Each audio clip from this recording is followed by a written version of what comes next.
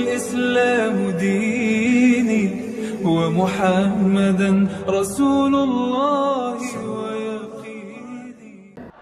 Saudara yang dimuliakan Allah Subhanahu wa taala, ini bagian pertama yang ingin saya jelaskan, bahwa maulid ini adalah dianjurkan, dibolehkan oleh para ulama Ahlus Sunnah wal.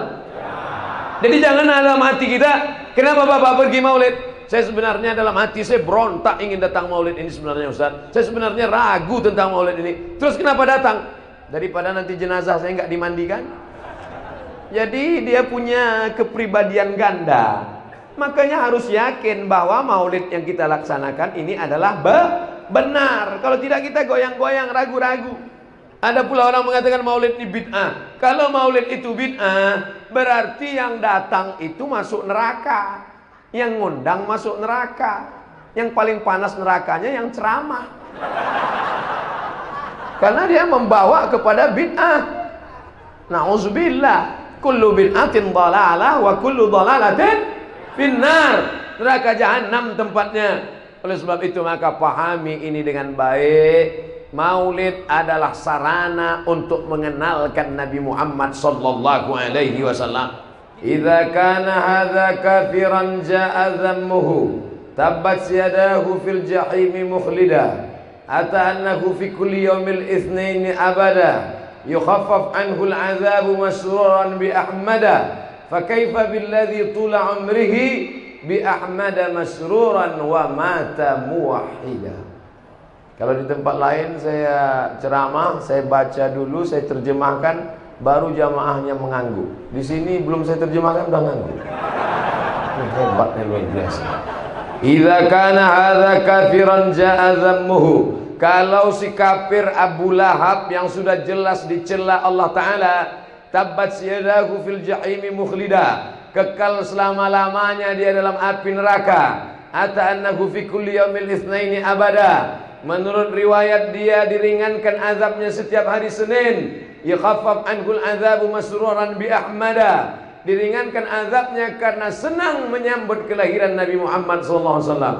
Fa kaifa billadzi tula umrihi, bagaimana dengan orang yang sepanjang umurnya bi ahmada masruran wa mata muwahhida, senang menyambut kelahiran Nabi Muhammad dan mati dalam keadaan bertauhid. Jadi kalau ada orang rajin maulid, ikut maulid, baca maulid, dengar maulid, hadir maulid, tapi tidak sholat, itu nanti masuk neraka tapi ringan setiap hari Senin.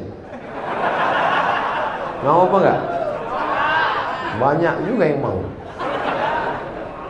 Ini yang buat syair ini siapa? Al-Hafiz Al-Maqdisi. Al-Maqdisi. Al-Hafiz, kalau disebut kata Al-Hafiz, itu hafal hadis 3000 hadis. Bayangkan itu. Kemarin waktu tanggal 10 Muharram, bapak-bapak puasa enggak? Ustadz Somad emang puasa, saya puasa. Tapi kan nggak wajib Pak Ustadz. Memang tim ngasih tahu sama saya, Ustadz nggak usah puasa. Ustadz kan capek ceramah. Saya bilang memang nggak wajib, tapi yang ngajak kan saya. Jamaah harus puasa. Mari kita puasa Asyura. Ustadz puasa? Enggak. Saya puasa. Saya puasa. Kenapa kita puasa Asyura? Hadza yaumun salihun najjallahu fihi Musa wa aghraqa fihi Fir'aun. Hari ini hari yang baik.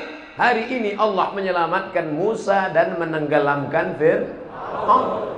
Allah menyelamatkan Musa, menenggelamkan Fir'aun itu tiap tahun apa sekali? Sekali kan? Terus puasanya diulang setiap tahun. Sudah 3000 tahun diulang terus. Itulah dalil boleh mengulangi peristiwa yang sama setiap tahun, mensyukuri nikmat Allah atas selamatnya Musa. Adakah nikmat yang lebih besar daripada nikmat selamatnya Musa? Ada. Nikmat apa? Kelahiran Nabi Muhammad sallallahu alaihi wasallam. Sudah berapa dalil maulid saya sebutkan? Sudah berapa dalil maulid saya sebutkan? Inilah susahnya ceramah sama jamaah yang belum makan malam. 2. Yang pertama tadi syair Al-Hafiz Al-Maqdisi. Yang kedua tentang puasa Asyura itu dalil dari Al-Hafiz Al-Hafiz Ibnu Hajar Al-Asqalani. Levelnya Al-Hafiz semua. Ada lagi Pak Ustaz. Wa dzakirhum bi ayyamillah. Ingatkanlah mereka tentang hari-hari Allah. Apa makna hari-hari Allah itu? Maka kata Imam Ad-Daraqutni, makna bi ayyamillah artinya bi ni'amillah. Ingatkanlah mereka tentang nikmat sehat, ingatkan mereka tentang nikmat anak, ingatkan mereka tentang nikmat makan, ingatkan mereka tentang nikmat iman dan Islam. Tapi mungkinkah kita beriman dan berislam tanpa kehadiran Nabi Muhammad SAW? Mungkin? Tidak. Kalau ada orang mengatakan nikmat terbesar adalah nikmat iman dan Islam, betul. Tapi kita tahu iman dan Islam karena dia, maka kedatangan dia adalah nikmat yang terbesar. Maka makna wa dzakirhum bi ayyamillah, ingatkanlah mereka tentang nikmat Allah terbesar, kelahiran Nabi Muhammad sallallahu alaihi wasallam. Sudah berapa dalil? 3. Cukuplah itu ya. Kalau ada Al-Hafiz Jalaluddin Abdurrahman As-Suyuti dalam Al-Hawi lil Fatawi, Al-Hafiz Al-Maqdisi, Al-Hafiz Ibnu Hajar Al-Asqalani, 3 orang Al-Hafiz yang hafalan hadisnya 300.000 hadis, 200.000 hadis, menyatakan maulid itu boleh, maulid itu dianjurkan. Tiba-tiba datang ustadz yang hafal hadisnya 2, itu pun kalau laptopnya hidup. Al-ilmu fil laptop. Gurunya YouTube. Tabayatubu YouTuban. Saya tidak mengajak jamaah, saya cuma menceritakan diri saya. Saya ikut Imam Ibnu Hajar Al-Asqalani, saya ikut Imam Jalaluddin Abdurrahman As-Suyuti, saya ikut Imam Al-Jazari, saya ikut Imam Al-Hafiz Al-Maqdisi. Jamaah mau ikut imam, terserah mau ikut imam apa.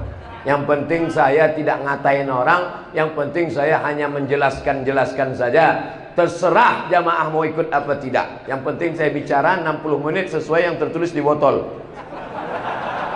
Tuh, ada tambahan dikit.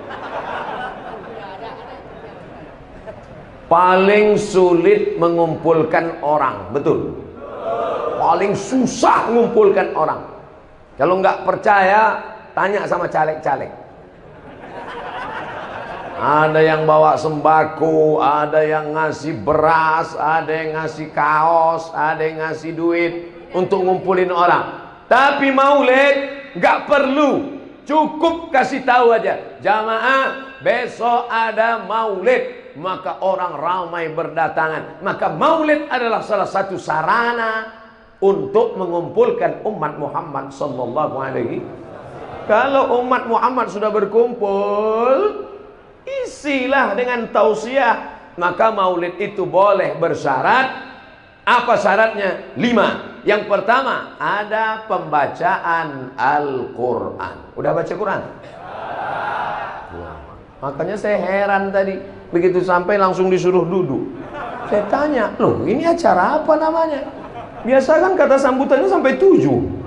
RT, RW, Kades, Kadus, Kapolres, Kapolsek, Dandim, Bupati, Gubernur, Wali Kota. Udah jam 12 barulah. Berikut ini mari kita dengarkan tausiah yang akan disampaikan oleh Al-Mukarram Abdul Somad LCMA jam 12.30.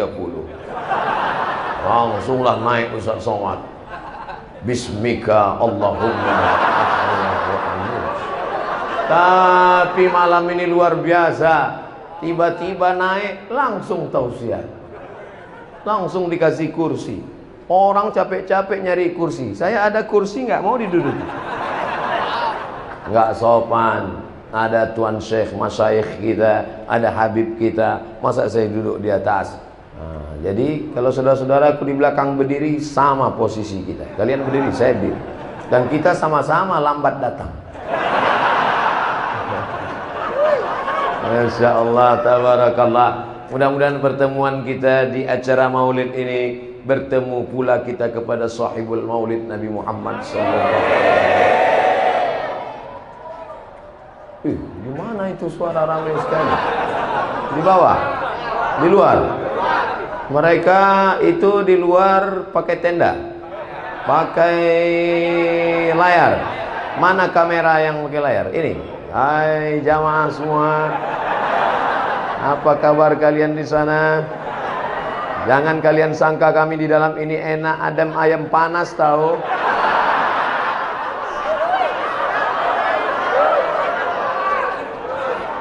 Sedang di dunia saja kalian tak dapat masuk masjid, apalagi di surga. Ustaz jangan ngomong gitu Pak Ustaz, karena surga itu seluas langit dan bumi. Yang masuk surga itu siapa? Yang hatinya bersih. Walaupun di dalam masjid kalau hati kotor mungkin masuk surga? Yauma la yanfa'u malu wala banun. Hari itu tak ada guna harta, hari itu tak ada guna anak, illa man atallah, kecuali orang yang datang menghadap Allah biqalbin salim, hatinya salim. Ya Allah berikanlah kami hati yang salim. Semuanya amin. Ada ibu-ibu satu diam aja. Ibu kok nggak ngamin kan? Saya sudah dapat salim. Rupanya nama suaminya Bang Salim. Saudara yang dimuliakan Allah Subhanahu wa taala, ini bagian pertama yang ingin saya jelaskan, bahwa maulid ini adalah dianjurkan, dibolehkan oleh para ulama Ahlus Sunnah wal. Jadi jangan dalam hati kita, kenapa Bapak pergi maulid? Saya sebenarnya dalam hati saya berontak ingin datang maulid ini sebenarnya Ustaz. Saya sebenarnya ragu tentang maulid ini. Terus kenapa datang? Daripada nanti jenazah saya nggak dimandikan. Jadi dia punya kepribadian ganda. Makanya harus yakin bahwa maulid yang kita laksanakan ini adalah benar. Kalau tidak kita goyang-goyang, ragu-ragu. Ada pula orang mengatakan maulid ini bid'ah. Kalau maulid itu bid'ah, berarti yang datang itu masuk neraka. Yang ngundang masuk neraka. Yang paling panas nerakanya yang ceramah.